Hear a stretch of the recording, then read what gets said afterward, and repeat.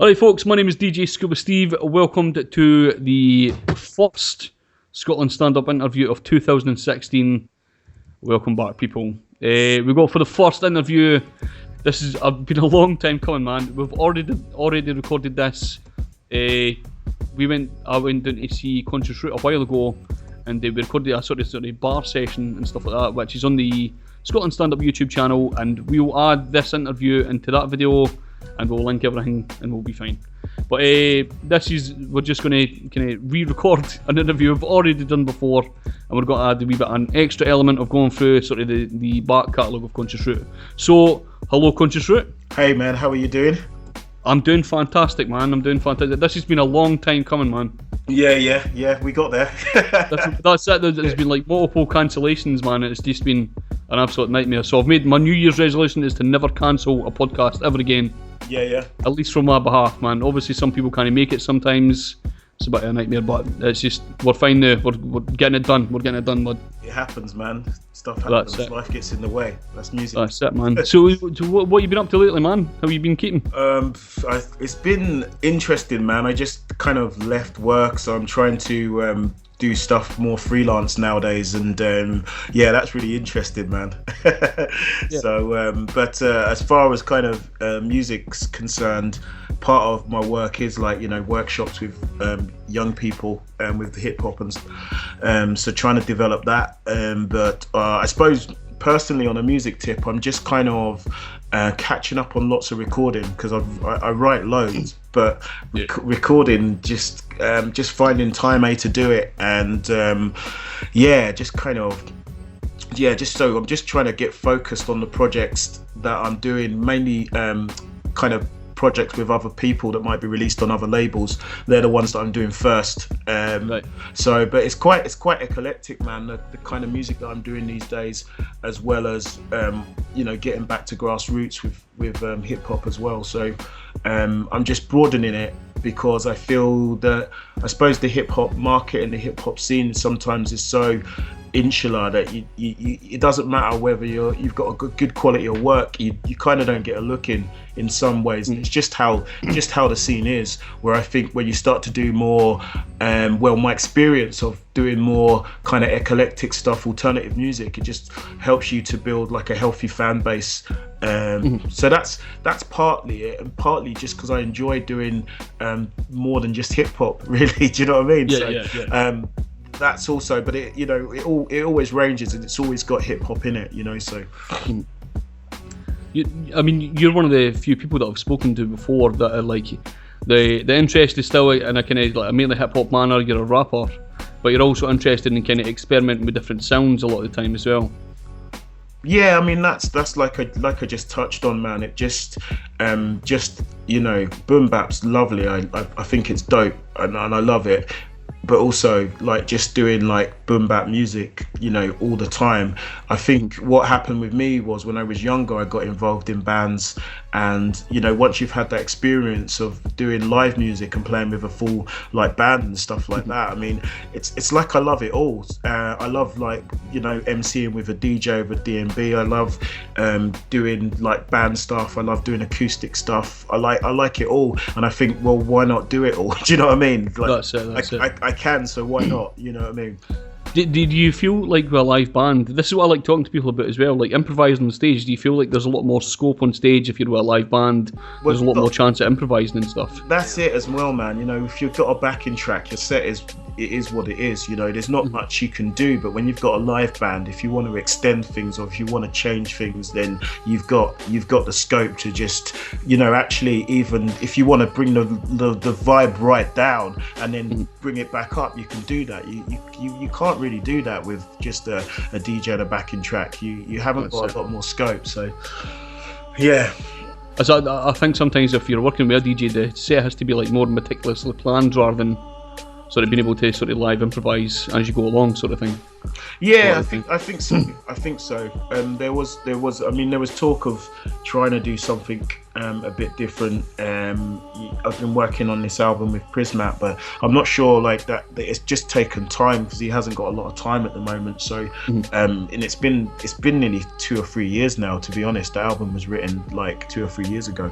I'm hoping it will surface at some point still, whether, you know, I think, you know, part of me is a bit like, well, it's a bit dated now, but I know that the rhymes are strong enough. It's just it would have been good. It would have been really good 2 or 3 years ago. Now it'll be cool. Do you know what I mean? Do you find yourself when you're writing though that you're writing to kind of keep it timeless sort of thing? You're not like writing like kind of sort of pop culture references of the time and stuff like that. Do you find you get yourself writing that kind of way? Stuff is, I mean, I think a lot of the stuff is like that, but even still, it's not about the timeless essence. It's about that everything's always progressing and things are different, and you know, even things can sound timeless, but they'll always, like, they might sound timeless because it's good, but it'll always sound of its time. Do you know what I mean? Mm-hmm. If you listen to Nas Illmatic, it's an amazing, incredible album. You know what I mean? Still, like, released in this day and age, everyone would still like it, but it'll sound old school. Do you know what I mean? Yeah. It's just because music's changed, you know, the digital element and the way that people using a lot more MIDI, and you know, it's different, you know, electronic. But yeah. Well, this is an idea that's become more prominent, especially in Scotland. I don't know if you've heard much about this. I'm assuming you have. The grime scene has started to kind of take hold a lot more up here. Yeah. Well, it's just progression, man. Like you can't. I don't know, when people like jump on bandwagons of hating something that's different or changing. At the end of the day, like, change is always coming, and you know, as an artist, really, you should be embracing change and looking to capitalize, work and move and shift with it. If you're not into that, then just get on and do your thing. You know, don't get upset or think that it's there to threaten you, because it's not. It's, at the end of the day, people are always making music and doing different things, and that's that. You know what I mean? It's like I see the comments and this and that, or you're not true and doing that, and I don't get, like, you're not true. At the end of the day, when it comes to being a real person or being true, if you're doing something you enjoy in your life, that to me is true. If you don't enjoy it, don't do it. You know what I mean? Well, that's the thing. I've always put this argument forward. There's like a Guardfies. You've heard of Guardfies? Guardfies is a comedy rapper, and this goes. That's, in reality, Guardfies is a fucking funny dude. I don't know if you've met Guardfies. No. I listened to a bit of the album, and I found it to me, man, it was too Scottish, and in the sense that I suppose it's so locked in that kind of. There's some artists out there, either Glaswegian or up the borders, and I listened to some of it, and I listened to a little bit, and I think it's too regional, man. It's not, you know what I mean? It's not about being too Scottish. Let's say it's too regional. So it's like, it's for mans who live in that ends that know that thing. And I think probably I listen to some UK hip hop and think it's too London or too, you know what I mean? Like, and I can't listen to that either. So it's not. It's But no, sorry, man. Like, no. But you were saying about his sense of humour and basically his personality coming through music. Well, that's the thing. That's real to a lot of people, because Guardfies is a funny dude, and that's automatically what I think should be doing. Really. Yeah. Well, yeah. You should represent. You know, there's lots of sides. I mean, basically at the moment I'm splitting myself up a bit here, because I do the conscious root stuff, which is very, you know, about it is like connected to stuff that's social, political, emotional. That's kind of that part of myself. But there's also this other part that's a bit, you know, a bit dirty, a bit grimy, likes a bit of a laugh and all that. And I'm basically kind of doing Stutter Jack, which is an alter ego of conscious root, basically, just to kind of and I think it's important that, you know, there might be different sides of yourself you want to express, and I don't want to, I don't know, like, contradict the stuff that I'm doing with conscious root by doing, you know. So Stutter Jack's I've written an album and an EP, but I still to record it. A lot of the beats are from Sean L, and I've got some other beats off of Kid Robotic, and I'm trying to think who else. I think one off Rick Mono from the Monosapiens, and someone else as well. There's another guy. There's another cut. Actually, there's a couple of other producers involved, but mainly it's all Sean L beats, to be honest.